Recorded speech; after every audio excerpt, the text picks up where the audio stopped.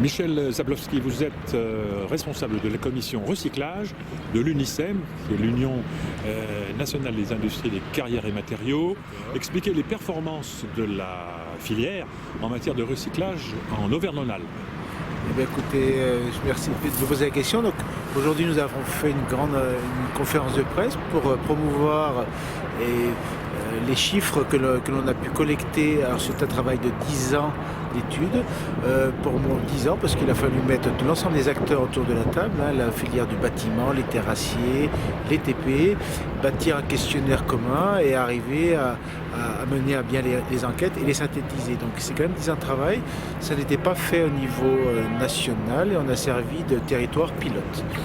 Les chiffres sont arrivés, donc là on voulait en faire la promotion. Donc aujourd'hui, il apparaît que sur l'ensemble des matériaux inertes, on a à peu près à 88% de recyclage et valorisation, ce qui est très loin des 70, de l'objectif 70 promu par le Grenelle, donc on est au-delà. Donc là, de là, on peut en tirer un satisfecit. Les matériaux inertes, les déchets du BTP inertes sont bien fléchés, globalement bien fléchés vers les sites de recyclage ou de valorisation. Quand on dit ça, il nous reste néanmoins un certain nombre de progrès à faire. On est à 65% de mémoire de recyclage sur la fraction qui peut être recyclée, parce que tous les déchets ne peuvent pas être recyclés.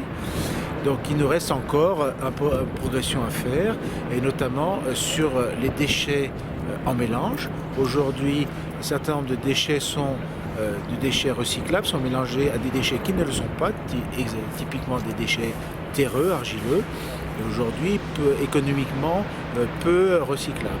Donc là, il faudrait qu'on participe, je dis, avec l'ensemble des acteurs, les démolisseurs ou les entreprises de bâtiments, de travaux publics, à améliorer le tri sur chantier. Autre point d'amélioration, il faut faire en sorte que l'ensemble des déchets arrivent à bonne destination, et j'entends par là qu'on ne les retrouve pas dans la nature en tas plus ou moins gros, de façon illicite.